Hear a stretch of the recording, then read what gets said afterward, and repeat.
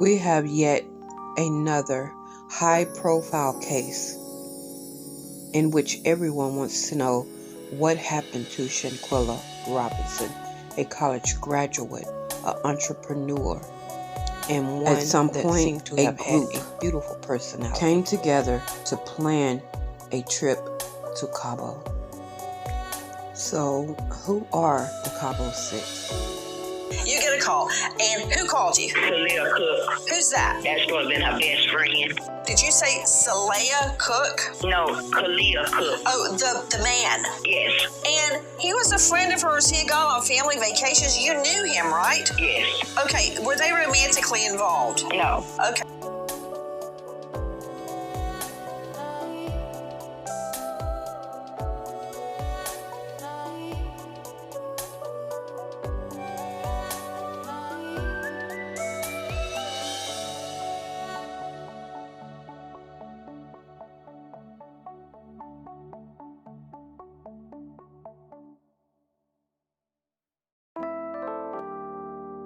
None of that, I'm just the type of person, I get up, thank the Lord for my health and my strength.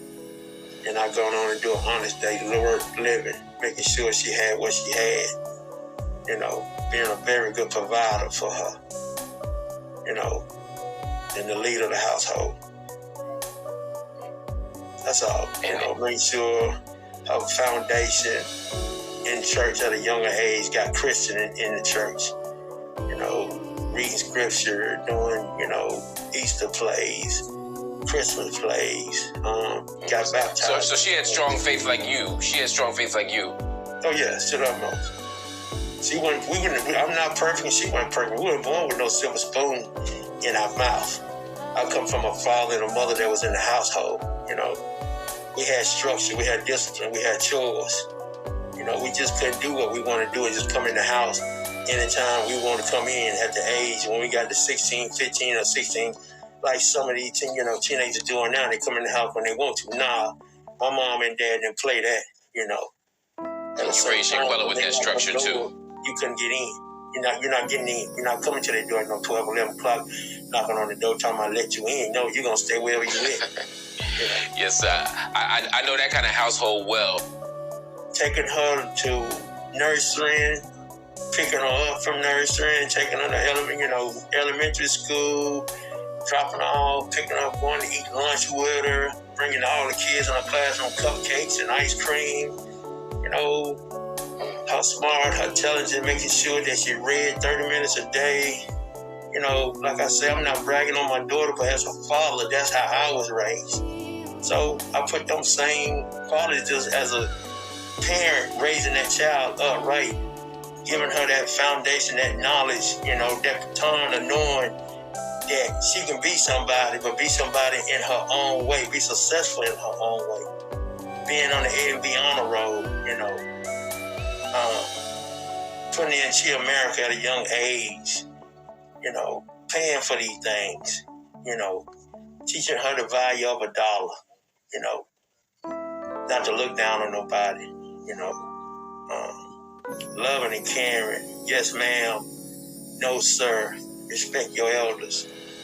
You can help anybody kind of way you help them. You don't look down on nobody, don't be a materialistic person. She had what she had, but at the same time, you gotta have them grades behind for you to have these things. You can't make these grades and keep these grades up, you're not going to get these things. And then I always tell her, you go to school is just like a job. You go to school to make good grades, because one day you ain't going to be going to school no more. So sooner or later, when you get out, you'll be able to, do what you need to do to get a good, decent job where you can, provide on your own. You don't need a man to provide on, take care of you. Because as long as your dad is living, your dad going to be right there. I'm going to be right there for you, I'm gonna tell you. That's a beautiful. That's a beautiful thing, sir. I mean, you must have been so proud of her. Yeah, I was very proud of her, sir. Like I say, I went through some obstacle course, making sure she stayed on track. Going to the teacher conference and making sure she got her projects in, making sure she got her homework in when they weren't turned in, when they weren't turned in when they supposed to be turned in. no, we're not doing this right here. You go to school to learn. You don't go to school to be fashion and all that. It's good and nice that you dress in this kind of way, but still at the same time, you're going to have action behind your words. You know, my philosophy, I always say what you mean and mean what you say. You know, I'm just real. I'm a people person, you know, making sure John C. Smith, I just drove, like I was telling the other lady, you know, I drove for John C. Smith, hard time, making sure, drove for the cheerleader, transporting the teams around, you know, and I drove for Miss Peggy Lyles, she was the cheerleader coach, and I treat all her girls like they were mine. I made sure the mother and their mothers and fathers know they can sleep good at night while their daughter is up on their campus and we traveling, going back and forth, that their daughter's going to be safe, coming back and forth from, you know, playing different teams, you know. And Shanquella used to come up to the school and all the cheerleaders, different classes, would take her to their dorms and say, Dad, one day I want to go to college. I said, you will? I said, Dad, got you. You going to be going? I said, you just keep the grades up. You know, and she kept them up. You know, she got into Winston-Salem. You know, did her thing, you know, got a decent job, good jobs. You know, at the airline, and she started doing hair. And she got good at it. And I told her, I said, well, Dad, I can't do both. I said, well, you make a good self-living or doing hair. I said, go for it. You know, but I said, you be successful in your own way. You be a leader. I always taught her to be a leader, not a follower, you know? Sounds like you raised her so well, and I can hear the pain in your voice from everything you've been going through, man. It's unimaginable. Where were you when you first heard the tragic news that she had died? Right here at home. Right here, I was sitting in the living room looking at TV. I just came off the road. I'm a local truck driver, you know. I drive at night. And she always would call and say, Dad, you okay? I said, yeah, I'm fine, you know. I'm fine. And, you know, it was on a Wednesday. You know, she said, Dad, you know, you sleep. She came in the house to get something because, you know, she got her own apartment, you know, doing her own thing. She said, Dad, you sleep? I said, yeah, because I got to go down the road in a little bit, you know. She said, call me. I called her, you know. And she didn't answer, so I said, okay, then. She must be busy doing her braiding hair or something, so I guess I'll talk to her later on. And then once that Saturday came, that's when I got the phone call, you know, saying she had passed away down in Mexico, Cabo. So I broke down and started crying.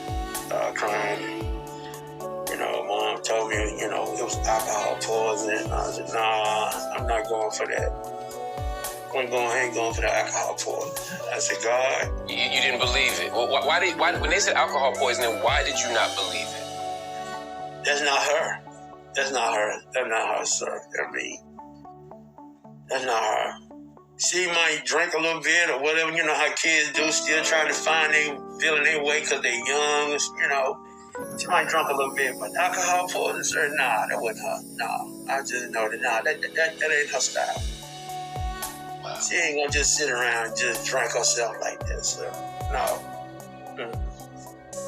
So, you were told that by the people she was on the trip with, right? Right, but I don't even know them. Never met. I was gonna ask you. You didn't. Did she talk about them? And did you have any connection to any of these people that she was on the trip with? No connection whatsoever. I don't think I knew that she went to college with them. She went to college with them. They ain't never met them at all. All this was new to me.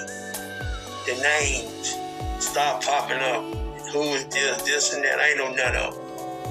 Only thing I knew, she passed, and that following Monday, sitting over at my mom's house like I'm sitting right down the table. Dialing phone numbers over to the embassy suite, trying to get through, seeing where she was over there, you know? Yeah. Sitting over there trying to find her where she was. Like I told you, co-worker, you know? And after you got that... Tell me where my daughter at. Tell me where my daughter. I dialed the phone number over there, Googled it, dialed the phone number. She was over at Riviera's, a Riviera funeral home over there, and they had her body. The young lady picked the phone up, named Miss Elizabeth. Mexican lady, little young girl. She said, Mr. Robinson, I got your daughter. She said, I'm sorry for her loss. Sorry for your loss. And she said, Mr. Robinson, I have a father. And you sound like you. My daddy sounds just like my daddy, caring and loving. She said, I'm going to stick with you until your daughter get back to you, to the United States soil. And she said, that's what I want you to do. I need you to fill out the paperwork. And once you fill out the paperwork, we can get all this done. And I'll tell you how much money you need to wire over here to the funeral home to bring her back here. And that's what I did, sir. When they gave you the next bit of information, when you saw the report that said that it wasn't alcohol poisoning, but that there was actual trauma and that there was an actual explanation that seemed to be from some kind of blow, how did you make sense of that? The funeral home, Brianna at Rosedale Funeral Home, and me and Miss Elizabeth, all three of us worked together, She talking to Brianna at the funeral home, and Brianna talking to me, relating back to me, and us three, getting everything together, the paperwork, because they had to transfer that Spanish over to English. And before she even got back here, I got on the phone, she called me, Elizabeth did, and I asked her, I said, Miss Elizabeth, what happened? I said, she got alcohol poisoning in her system. She said, no, Mr. Robinson. She said, they broke her neck and her spinal cord. And I told her mom, and I just started crying, I said, really? You gotta be joking. She said, no, Mr. Robinson, there wasn't no alcohol in her system. Your daughter died of a broken neck and her spinal cord. My God. What did you do then? Did you call the investigators? Did you reach out to the police? What did you do when you got that information that it was a neck and spinal cord injury and not alcohol? No, they gave me the number. They gave me the number down there to Hagar Araris, the investigator. And he said, Mr. Robinson, what you telling me, their story is not adding up. But he said, for you to get it going, Mr. Robinson, you gotta start on the United States side. And that's what I did. That's what I did. Now, are the investigators still talking to you, or are they giving you updates? Like, where are we now? I'm gonna leave that part alone. I'm not even gonna go into that. Okay. Well, can you? And I don't want you to go into the details if you don't feel comfortable for whatever reason. But can you at least let us know? Are you in conversation with the people that you want to be in conversation with? Are you getting answers from people? I ain't gonna even go into that. I'm just gonna let them do what they gotta do. Okay. Are you happy with what they're doing? Like I said, I'm gonna leave exactly what they gotta do. My faith is in God. My faith is in God, man. That's what they're doing. My faith at from day one. I said, God, show me what happened. And he started pulling layers, man. He started pulling layers. Y'all got the story. Everybody got the story, saw the story. And then y'all saw how they did Shanquella. And y'all saw that it was wrong. Yeah. And God put that feeling in y'all knowing that it was wrong. And that's why everybody around this world today want justice. That's why everybody praying. Don't even know me. I don't even know them, man. And I appreciate y'all prayers. Y'all carrying this and y'all love. For this father right here, because I'm hurt, man. I'm hurt. I'm hurting to the core. For them to do this right here. She had so much going for herself. Her life had just started beginning. So proud of her. And they just took this from me. Took this. Then they got back here, man, and just walking around, it just mind-boggling, man. Like I say, it's a whole lot of questions ain't been answered, but God gonna bring it all out. Yeah. God gonna, my patience and my faith with him, sir, gonna bring it all out. She gone. Only thing I can do is fight for her and stand for her like y'all doing right along with me.